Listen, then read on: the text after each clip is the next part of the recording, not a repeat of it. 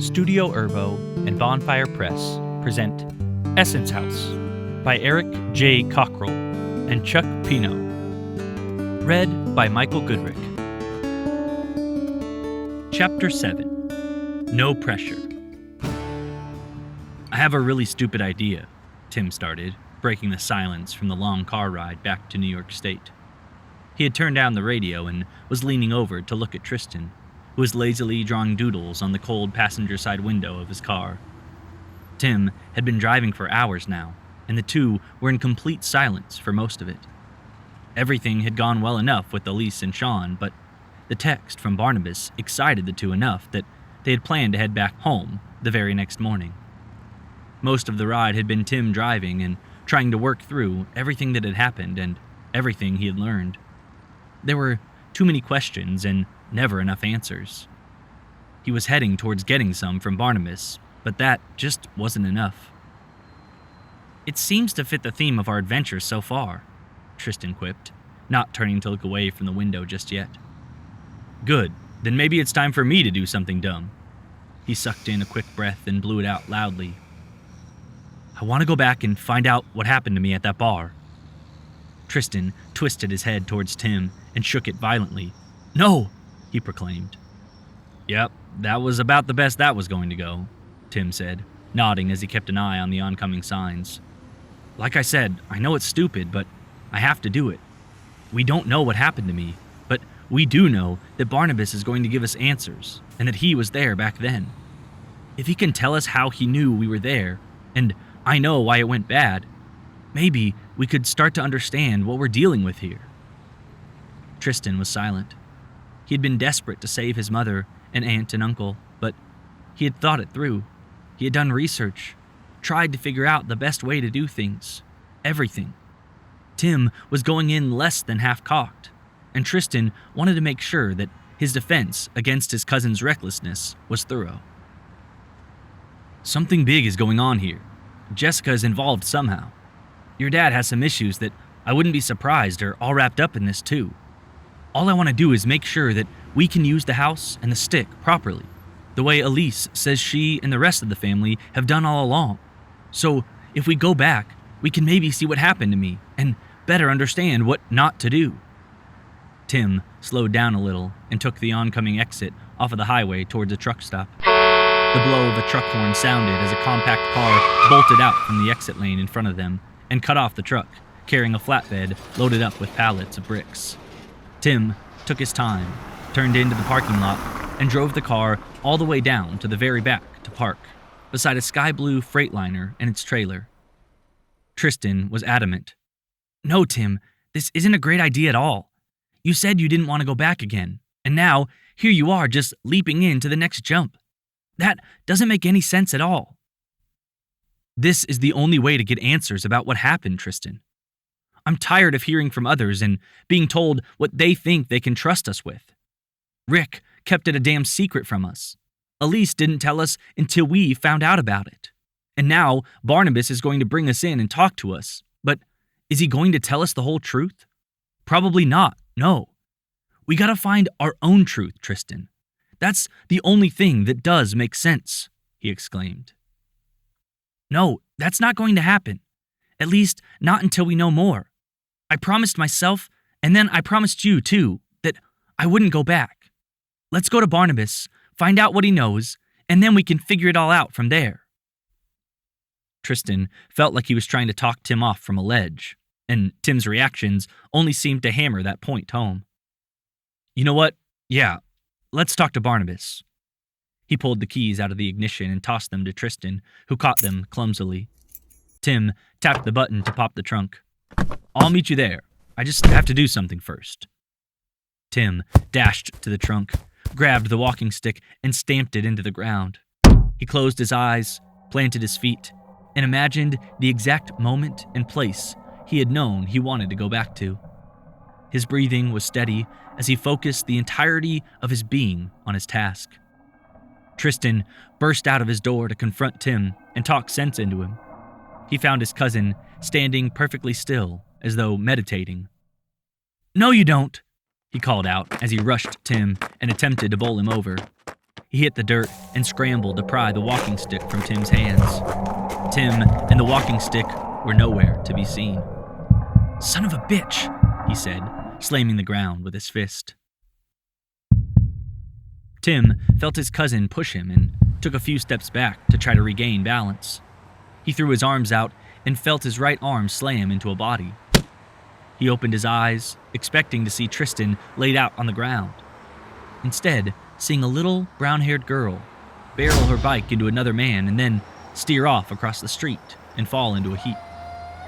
Tim's heart leapt into his throat as he turned back to see Tristan in his foolish 90s gear running across the street, and what he could only assume was himself on the ground, attempting to get up weakly. Tim, the most recent incarnation of him, ran into a nearby alley and breathed out loudly, "Jesus." He took a moment to gather himself. 2 seconds into the past, and he had already proven Tristan right. He could feel the headache coming on. So, okay, he had caused the trouble with the little girl. He could understand Tristan's reason for not wanting to go back, especially when it meant dealing with yourself. He hadn't thought this through well enough. He was putting himself into his own path. Everything about time travel fiction said you shouldn't interact with yourself, but he couldn't remember why. He vaguely remembered Bruce Willis watching his older self die in 12 Monkeys, and decided he would give himself a very wide berth. "Only in New York are kids riding bikes in January." Tim overheard his voice and tried to remember back to when he had last been there. The two had strolled over to the newspaper stand. He crept over and peered out from the alley. There they were, just as he remembered. He waited for them to finish their realization about being too late to help their parents, and then watched as they began to make their way over to the bar. He winced as tears filled his eyes, and then his vision began to dim. Worried that something was going wrong, he saw Tristan walk through the door to the bar, while Tim was grasping for a handle that wasn't there. His vision blurred further, as he could now make out 2 different versions of the street. One teeming with people, and the other almost empty. The two seemed to crescendo and decrescendo as his head pounded, and his eyes fought through to pry themselves open beyond a pair of wincing slits. When his double stumbled into the bar shortly after the couple came out, Tim turned back into the alley, unable to take another second of this. He attempted to prop himself up on his walking stick as a shadowy figure approached. Or did it? He couldn't tell what was real and what was all part of the fog. Taking a step forward, he felt himself trip over what he assumed was a garbage bag and hit the concrete ground hard. His strength had drained so much that he felt the stick slip from his fingers as he lay there, attempting to open his eyes, but finding the task impossible. Somehow, the walking stick popped back into his hand, and he felt his hands forced to close around it. His mouth opened, but nothing came out save for a choked gasp. "Hush, son." A voice, both familiar and unfamiliar, whispered directly into his ear. He could feel the man's hot breath against his cheek. At least, he thought it was a man. "You don't have much time. January 4th, 2020, 8 p.m. The passenger seat of your truck, outside of your motel room in Sands Point. I need you to think of nothing but that." But, he uttered, attempting to reach out, only to feel his hand clasp harder on the walking stick. "Shut up, boy, or all of this is for nothing. January 4th, 2020, 8 p.m. The passenger seat of your truck at your motel room in Sands Point, New York. Do it," the voice urged. Tim relented and sunk into the pavement. "Jan, truck," he muttered, eyes still closed, focusing on nothing but what the strange voice had told him. The fog gathered around him, darkening everything save for a single point of light directly ahead of him. The light didn't grow in size so much as approach, closer and closer. All the while, the voice repeated the information to him, with a final verbal push of now.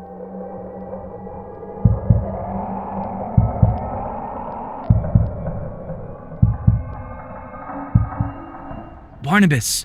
Tim shouted, as his torso shunted forward, stretching the bonds of his seatbelt.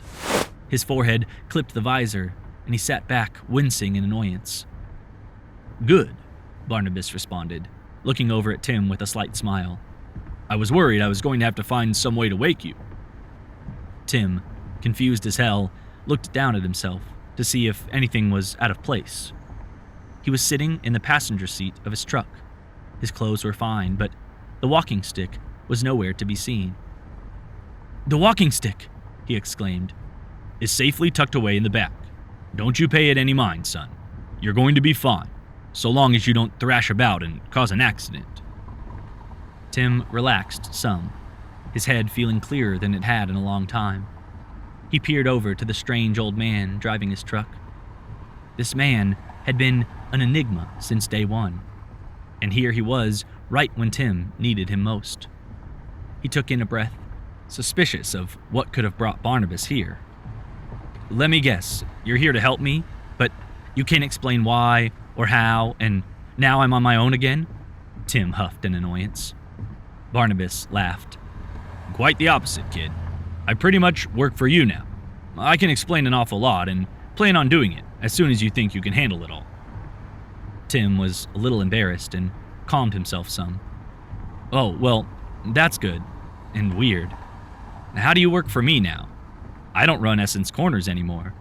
Hell, I don't even have a job." Barnabas slowed down and turned down a side street behind his shop. "You're in charge of your grandfather Roland's work now, boy. You're in charge of the Essence Guard." "Essence Guard? What the hell is that?"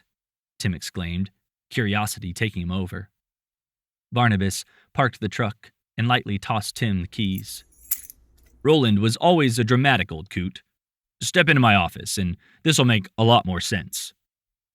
Barnabas led him to a steel door in the back of the plaza. He locked it, turned off the alarm from the inside, and beckoned Tim to follow him. The back door was locked, and then the two walked past the customer's bathroom door and into a small office just off the hallway. There was a small couch in the corner, a tall steel filing cabinet with an old steel fan and a radio that looked like it had survived generations. A very utilitarian steel desk with a computer that looked like it probably ran Windows XP, if Barnabas knew what he was doing. Vista if he didn't. An incredibly comfortable office chair that looked as though it was worth more than everything else in the room. And a small apartment fridge. Barnabas leaned down and retrieved something from the fridge, while Tim regarded the chair. "That chair is high-tech and expensive as crap. It doesn't look like it fits in with everything else in the room," Tim remarked. Barnabas chuckled. "When you hit your 70s, comfort matters more than pretty much anything else. The 3 most expensive things I own are this chair, my recliner at home, and my mattress." He placed a small bottle of orange juice in front of himself and passed Tim a bottle of his all-time favorite Canadian beer. "Roland said this might make you feel a little better about our meeting."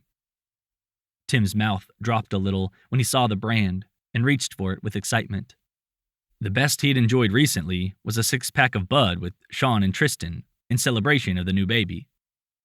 "Thanks," he murmured, pulling out his keychain and popping the cap off with an opener he'd attached to his keyring.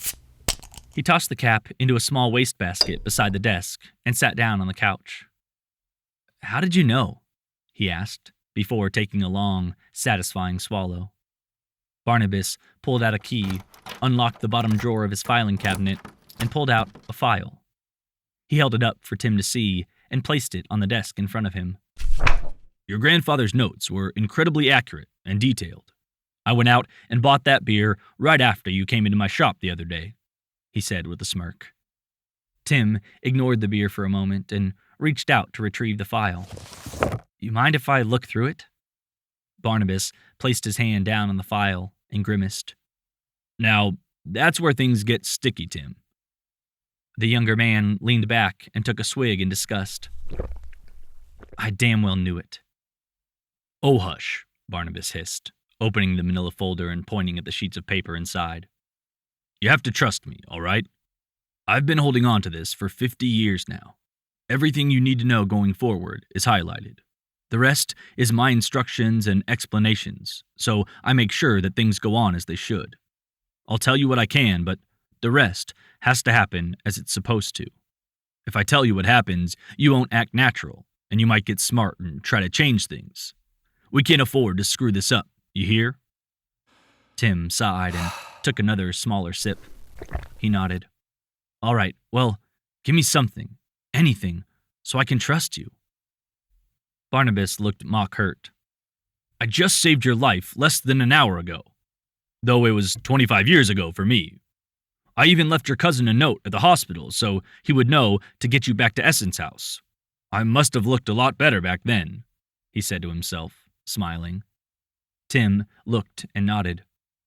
"That's right, that was you. I didn't get a good look at you, but I recognized the voice.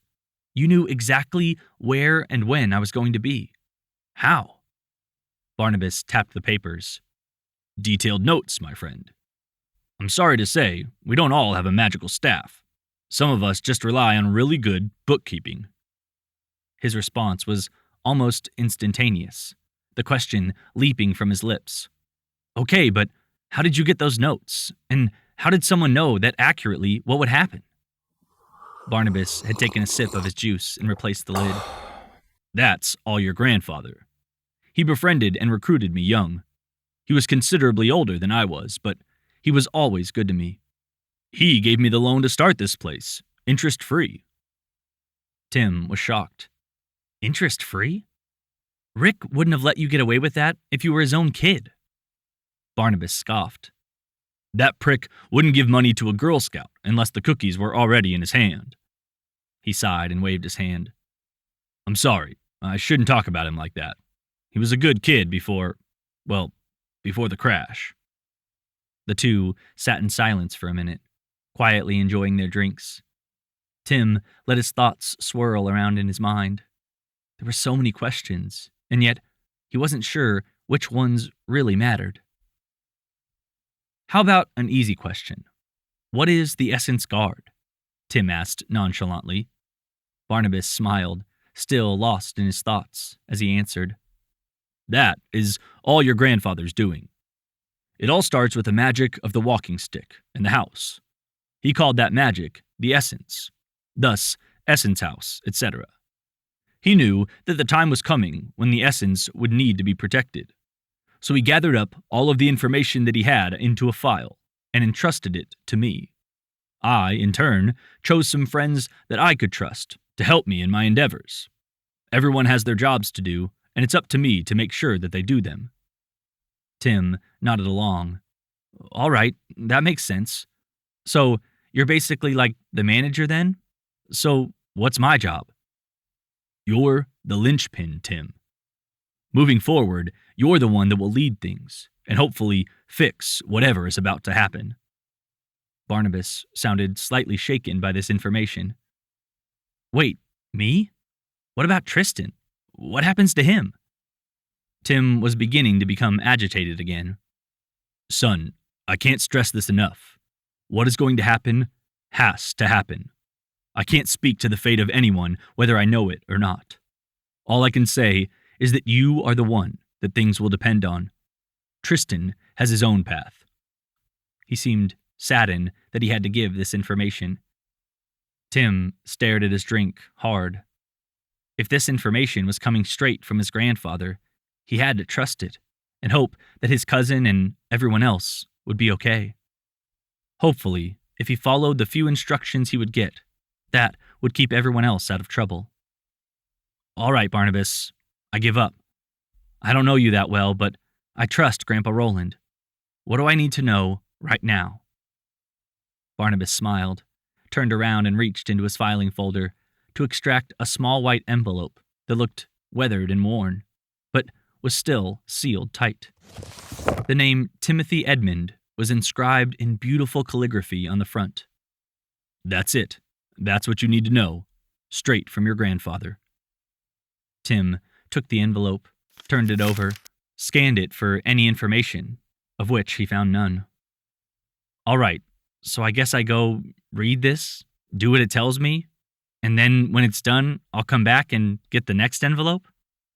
Barnabas shook his head and closed the file in front of him. He turned and slid it back into the filing cabinet. No, Tim. That's all the information I have for you. My job is pretty much done now, and this file holds very little else of import. He swallowed. It's all in your hands now. Tim, shocked, looked down at the little white envelope, barely thick enough to hold more than a single piece of paper inside of it. This wasn't much to go on at all. Great, he remarked sarcastically. No pressure then.